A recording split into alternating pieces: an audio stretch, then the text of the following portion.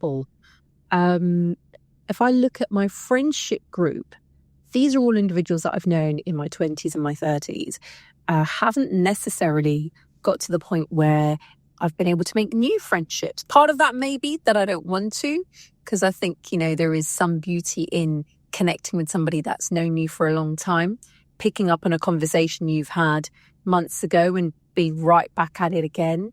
But also living in a city like London, it's sometimes hard.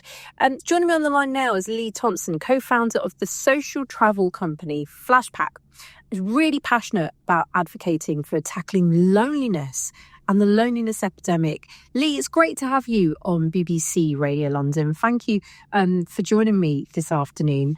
I guess my first question to you is, what's been your experience with loneliness? Hi, Shay. Thank you so much for having me here to share my story. Look, I'm sure there's lots of Londoners that can relate to my story. I'm age 43 now, lived in London all throughout my 30s and still do, but worked so hard at my career in that time that I neglected something incredibly important, which is my friendships. And, what's true in that time frame is that I did build a very successful business, Flashpack. I also got married and had an amazing daughter. She's 6 now.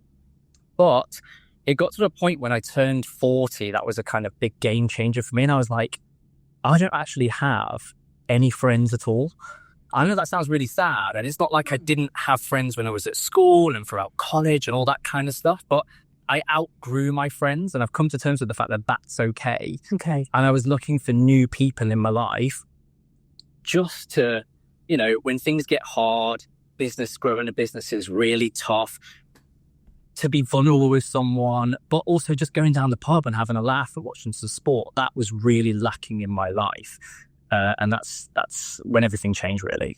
And so from that point to where you are now, I know that you're on a mission to create 1 million friendships, not just for yourself, obviously, but, just to kind of spread that friendship circle for other people too. But can I ask you, being in your 40s, what has it been like making new friends now? Has it been easy? Has it been hard? Do you feel you're at the point now on the 30th of July, which is International Friendship Day, where you can say you have some good friends? Look, here's the reality. It is not easy to make new friends. It should be easy. It's easy if you put the effort into it. But I think the first, especially in London, thing is to be honest with yourself, whether you are feeling lonely. And even to this day, and to answer your question, I have now 2 or 3 amazing friends, of which I've met in the last 3 to 4 years. Beautiful. One incredible best mate, a guy called Jonathan.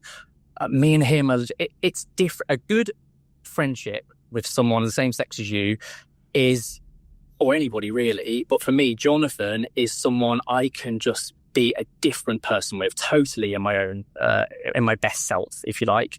And it's so important. In fact, actually, just to relate to what you were saying earlier, the quality of your friendships is the single most important thing for your well-being. And I know that now. And because I've put effort into it over the last 3 years, it's not been easy, but I have developed really strong friendships.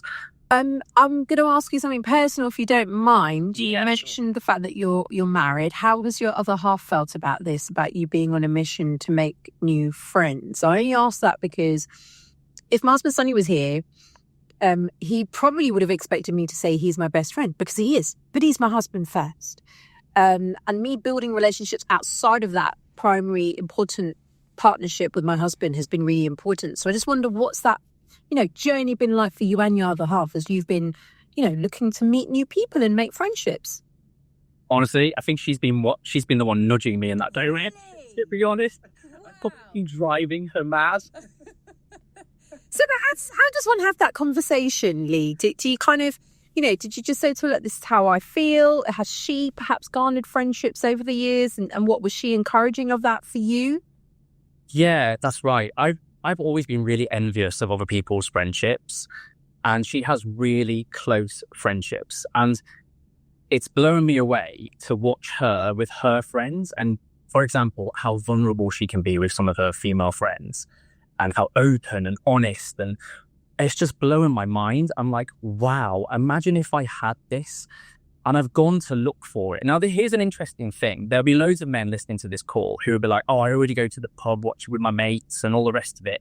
But answer honestly, how many of you have actually been vulnerable with your friends? Because that's a whole new type of friendship. It's a different friendship in this room for both. But to me, being honest with a friend of mine or a couple of friends and having that type of relationship is honestly game-changing. And I'm highly recommended. You've mentioned gender a couple of times in this chat, Lee, and I'm really intrigued by that because clearly there is a difference here in terms of the way in which women maintain relationships and friendships comparatively to men. Would you agree with that or not? I 100% agree with that. I can't count for every man, obviously, but underneath this are some horrific stats around male suicide rate and some really dark things around men's mental health. I would probably guess that the quality of people's connections of men's connections aren't strong enough with other men. Okay. It's a hard one to define for me, but I love my wife. She is my best friend. But when me and my friend Jonathan laugh together, it's belly laughter that just makes all my troubles in the world fade away. And there's nothing to me quite like a male friendship. I just want to pause and let you soak that in. That's really beautiful to say. Beginning of your 40s, you felt so alone, and now you're at the point where you can barely laugh out loud with your best mate. Because I agree with you. I mean, my mate this morning messaged me and said, and I'll share it with you on air, why not? She just literally messaged me and said, Shay, no swearing. And I was like, I should be telling you that. But that's because when I'm with her, there's a different side to me that comes out that no one gets to see.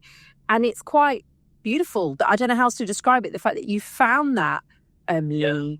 What would you say? Because I do want to focus, as you've just talked about there, at a really serious point. We're tackling, a loneliness epidemic. We've heard from an array of organisations around how lonely it can be living in London, but also this element of depression. You've talked about men's suicide rates being the highest that they have in decades, and then you come to age being a factor.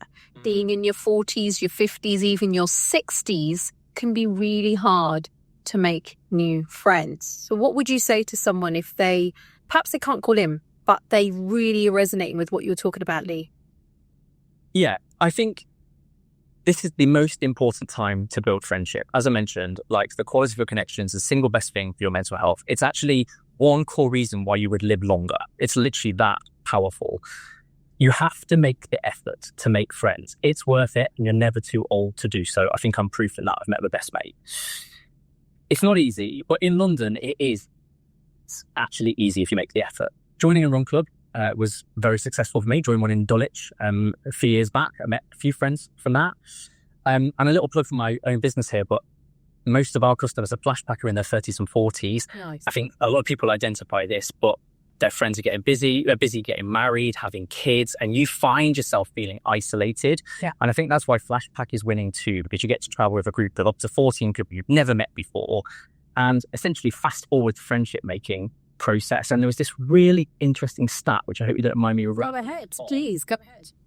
It's from Professor Jeffrey Hall. It's really interesting because it takes, according to him, roughly 50 hours of time together with someone to move from an acquaintance to a casual friend, and 90 hours to go from that to a simple friend status, and more than 200 hours before you can consider calling someone a close friend. So if you travel with people, albeit Flashpack or with new friends or whatever, you are going to fast forward the friendship making process, and that's a pretty awesome thing. Just finally, and it's flashpack.com if anyone wants more details. You're on this mission to create 1 million friendships. How are you doing that? We're doing all right. Yeah. Look, we've got a long way to go. It's about 200,000 friendships we've created now. So we're sending, thousands of people across the world at any one time in groups. Wow. Doing amazing trips together, amazing never done before adventures and meeting great people you never would have met in an ordinary way. Yeah. And Yeah, we're not quitting now. We're 10 years into our journey. I built the business with Rada, my wife, which explains those 10 years and perhaps also wanting friendship outside of the relationship as well. And yeah, we're going to do it. We're going to hit that target. It's really important in this world. I'd love to follow the journey. You have to come back and talk more about this, Lee. But thank you for being so, honest and vulnerable, frankly, on International Friendship Day. Have you texted your best mate then? Have you texted Jonathan today? No, you know what? I'm going to do it in a minute. Maybe I'll send him this clip. But honestly, I love the guy, which actually, even just saying that out loud is quite a scary thing for a guy. But I love him. He's absolutely amazing. I feel very, very privileged to have met him, and I'm inspired by him every day. Oh, well, look, I hope you play that back to him. Such a pleasure having you on Radio London, Lee, and happy International Friendship Day. Thanks for joining me today. Thank you. You too. Cheers. Thank you, Lee.